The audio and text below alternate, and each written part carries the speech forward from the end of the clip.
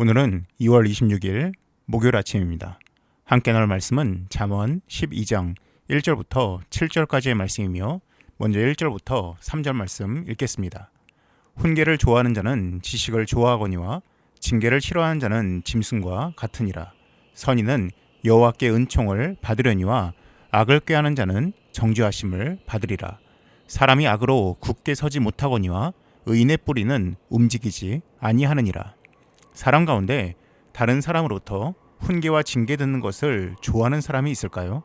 어린 꼬마 아이도 싫어할 것이고 나이가 든 할아버지, 할머니 경우에도 싫어할 것입니다. 누구나 훈계와 책망 듣는 것을 싫어합니다. 그럼에도 불구하고 훈계를 좋아할 수 있을까요?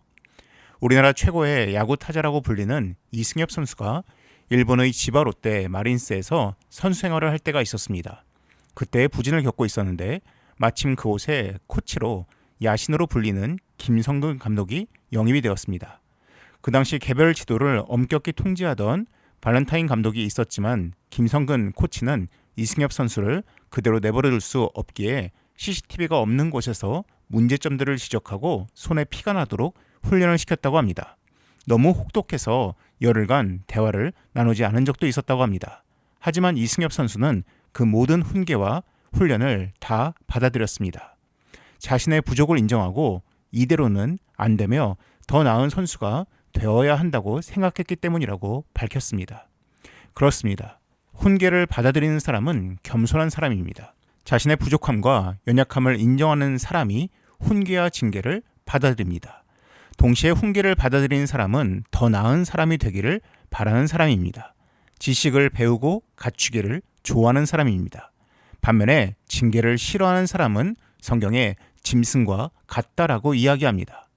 김성근 감독의 훈련에 대해서 멀리서 본 사람들은 너무 지나치다, 선수를 너무 혹사시킨다, 고생시킨다라고 이야기합니다. 그런데 김성근 감독 아래에서 직접 훈련을 받았던 이승엽이나 양준혁 같은 선수들은 그 기간이 자신의 터닝 포인트고 자신이 길게 선수로 지탱할 수 있도록 해 주었다라고 이야기합니다. 훈계는 좋은 자양분이 되고 뿌리가 될 수 있습니다. 3절 말씀에서도 그러한 훈계 가운데서 성장한 의인의 뿌리는 견고하기에 움직이지 않는다라고 이야기하고 있습니다. 반면에 자신이 좋아하는 것에만 심취하고 듣기 좋은 말에만 귀를 기울이다 보면 바람에 흩날리는 겨와 같은 존재가 될 수 있습니다. 그러므로 올바른 훈계와 징계를 전해주는 사람이 곁에 있는 동시에 내가 그 훈계를 기쁘게 받아들일 수 있다면 복받은 사람입니다. 그래서 유대 어머니들은 자녀들에게 랍비를 향한 예절과 듣는 태도를 철저하게 가르칩니다. 지식과 지혜를 전하는 랍비가 얼마나 중요한지를 아이들에게 교육시킨다고 합니다. 학생 인권을 지나치게 강조한 나머지 종종 교권이 침해받고 있는 우리나라의 모습과는 확연한 대조를 이룹니다. 그래서 랍비는 지금도 유대 공동체 사회에서 오랜 세월 동안 자녀의 멘토이자 가정의 상담사로 공동체의 어른으로 대접받아 왔습니다. 사회에서 훈계를 전하는 자가 랍비라면 가정에서는 어머니가 그 역할을 맡습니다. 그렇다면 과연 가정에서 훈계를 전해야 되는 어머니의 모습은 어떠한 모습이어야 할까요? 4절에서 7절입니다. 어진 여인은 그 지아비의 멸류관이나 욕을 끼치는 여인은 그 지아비의 뼈가 썩은 같게 하느니라. 의인의 생각은 정직하여도 악인의 도모는 속임이니라. 악인의 말은 사람을 엿보아 피를 흘리자 하는 것이거니와 정직한 자의 입은 사람을 구원하느니라. 악인은 엎드려져서 소멸되려니와 의인의 집은 서 있으리라. 어진 여인과 욕을 끼치는 여인이 나옵니다. 여기서 어진 여인이란 단순히 덕이 있는 여인만을 의미하진 않습니다. 훨씬 더 광범위한 유능한 여인을 의미합니다. 그래서 영어 단어로 excellent나 capable 같은 단어를 사용하고 있습니다. 반면에 욕을 끼치는 여인이란 원어상으로도 망신을 주는 부끄러운 일을 하는 이란 의미를 담고 있습니다. 유능한 것, 그리고 부끄러운 것의 기준은 무엇일까요? 마음의 높은 가문과 좋은 학벌, 그리고 재산 정도를 가지고 우린 종종 유능함을 판단합니다.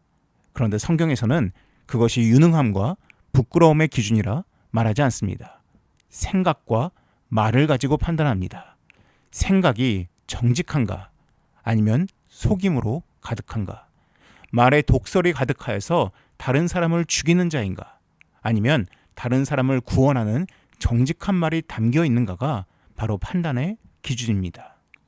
정직한 생각과 타인을 구원하는 말을 가진 사람이 속한 그 집은 온전히 서 있을 수 있습니다. 반면에 속이는 생각과 죽이는 말을 가진 사람이 속한 곳은 소멸된다라고 이야기하고 있습니다. 어진 여인은 가정에게, 특별히 남편에게 면류관과 같다고 합니다. 면류관은 영광을 의미합니다. 어진 여인으로 인해서 그 가정이 영광을 누릴 수 있습니다. 승리를 누릴 수 있고 복을 누릴 수 있습니다. 반면에 욕을 끼치는 여인, 부끄러움을 주는 여인은 뼈를 썩게 함과 같다라고 합니다. 뼈가 썩는 과정은 단 한순간에 즉시로 일어나지 않습니다. 오랜 기간 천천히 이루어집니다. 또한 보이지 않는 곳에서 드러나지 않게 발생합니다. 하지만 심각한 피해를 끼칩니다. 나는 과연 지식을 사랑하는 자로서 훈계 듣는 것을 잘 받아들이는지 점검해 보면 좋겠습니다.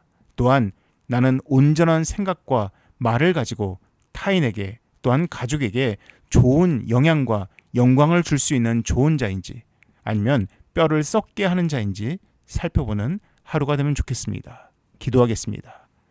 사랑이 많으신 하나님 아버지, 우리가 교만한 자로 훈계를 멸시하는 자가 아니라 지식을 사랑하는 자로 그 훈계를 받아들이게 하시고, 또한 우리가 타인에게 훈계와 징계를 전할 때 자격 없는 자로 전하는 것이 아니라 하나님 참으로 하나님 앞에서 온전한 자로 훈계를 전할 수 있는 우리가 되게 하여 주시옵소서. 이 모든 말씀 예수님의 이름으로 기도드립니다. 아멘. 이어서 화면에 보이는 기도의 제목으로 함께 기도하시기 바랍니다.